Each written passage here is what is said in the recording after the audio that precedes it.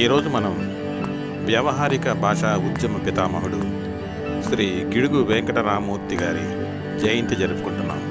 మన సంస్కృతి సంప్రదాయాల్లో అనుసంధానం కావడానికి మాతృభాష చాలా శక్తివంతమైన మాధ్యమం. భారతదేశంలో ఉన్న భాషలలో ఎంతో వైభవోపేతమైన భాష తెలుగు భాష. భారతదేశంలో అత్యధికంగా మాట్లాడే 4వ భాష తెలుగు. 2011 జనాభా లెక్కల ప్రకారం దాదాపు 8.11 కోట్ల మంది తెలుగు మాతృభాషగా ఉన్నారు. తెలుగు మాట్లాడే దేశం మాత్రమే కాదు, వాస్తవానికి ఈ భాష ద్రావిడ భాషా కుటుంబంలో అతిపెద్ద భాష. తెలుగును కొన్నిసార్లు the Italian of the east అని పిలుస్తారు. ఎందుకంటే 16వ శతాబ్దపు ఇటాలియన్ యాత్రికుడు నికోల్ డి కాంటి ఇటాలియన్ భాష వలె తెలుగు భాష కూడా అచ్చులతో ముగుస్తుందని కనుగొన్నారు. ఇంటర్నేషనల్ ఆల్ఫాబెట్ అసోసియేషన్ 2012లో ఈ భాష యొక్క లిపిని ప్రపంచంలోనే 2వ ఉత్తమమైనదిగా ఎంచుకుంది.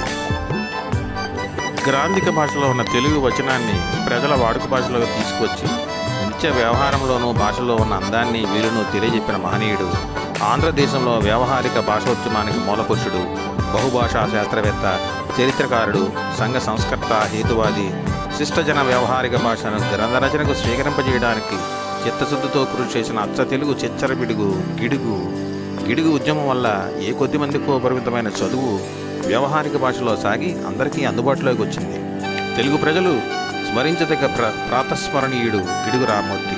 ఆధునిక విజ్ఞాన వ్యాప్తికి వచన రచనకు కావ్య భాష పనికిరాదని, సామాన్య జనానికి అర్థమయ్యే సమకాలీన శిష్ట వ్యాకరణ వ్యవహారికలో ఉండాలని ఆనాటి సాంప్రదాయ పండితులతో హోరాహోరీ యుద్ధం చేసి ఆధునిక ప్రమాణ భాషను ప్రతిష్ఠించడానికి మార్గదర్శుడైనాడు గిడుగు రామూర్తి.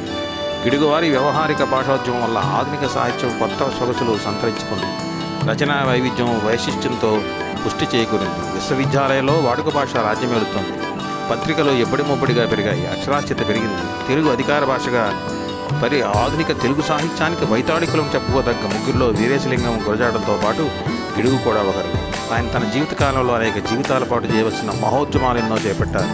వాటిలో ఆయన జీవితకాలంలోనే ఫలితాలు ఇవ్వడం మొదలుపెట్టాయి. కొన్ని మహోద్యమాల ప్రాశస్త్యాన్ని అర్థం చేసుకోగలే స్త్రీ జాతికి ఇంకా పరిమితి చెందలేదు.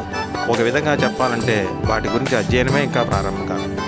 గిడుగువారు అప్పటి మద్రాసు ప్రావిన్స్లోని పూర్వపు గంజాం జిల్లాకి, ఇప్పటి ప్రకాశం జిల్లాకి చెందిన పర్వతాలపేట గ్రామంలో జన్మించారు. 1880లో పర్లాకిమిడి సంస్థానంలో ఉపాధ్యాయుడిగా వృత్తి చేపట్టి అప్పటి నుంచి 1911 దాకా పర్లాకిమిడి సంస్థానంలో విద్యకు సంబంధించిన వివిధ బాధ్యతలు నెరవేర్చారు. పదవీ విరమణ తర్వాత కూడా 1911 నుంచి 1936 దాకా పర్లాకిమిడిలో ఉంటూ ఆంధ్రదేశమంతా సంచరిస్తూ భాషా, విద్య, శాసన, పరిశోధన, చరిత్ర పరిశోధనకు సంబంధించిన ఎన్నో ఉద్యమాలను చేశారు. మధ్యలో 13-14 కాలంలో విజయనగరంలో సంస్థానంలో ఉద్యోగం చేశారు. 1936లో బ్రిటిష్ ఒరిస్సాకు ప్రత్యేక ప్రావిన్స్ ఏర్పాటు చేస్తూ తెలుగు వాళ్ళు అత్యధికంగా ఉన్న పర్లాకిమిడి కూడా ఒరిస్సా రాష్ట్రంలో కలపడానికి నిర్ణయించినప్పుడు ఆ నిర్ణయం పట్ల అసమ్మతి ప్రకటిస్తూ రాజమండ్రి వచ్చేశారు.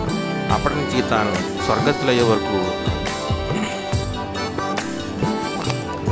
ఆ రోజుల్లోనే అతనికి అడవుల్లో ఉండే సవర భాషను నేర్చుకుని వాళ్ళకి చదువు చెప్పాలనే కోరిక ఉండేది.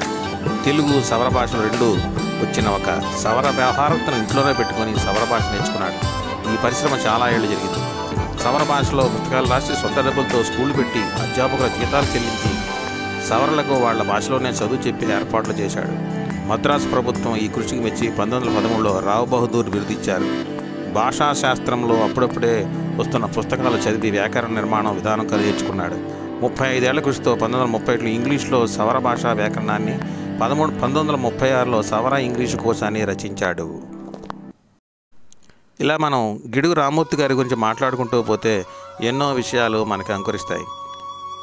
వ్యవహారిక భాషా ఉద్యమానికి ఆద్యుడైనటువంటి గిడుగు రామూర్తి గారిని వారి జయంతి సందర్భంగా స్మరించుకోవడం మనందరి యొక్క బాధ్యత. తెలుగు భాష వైభవాన్ని, వ్యవహారిక భాషలో వచ్చిన గ్రంథాలకు మూలపురుషుడైనటువంటి గిడుగు రామూర్తి గారు చిరస్మరణీయుడు, ప్రాతస్మరణీయుడు.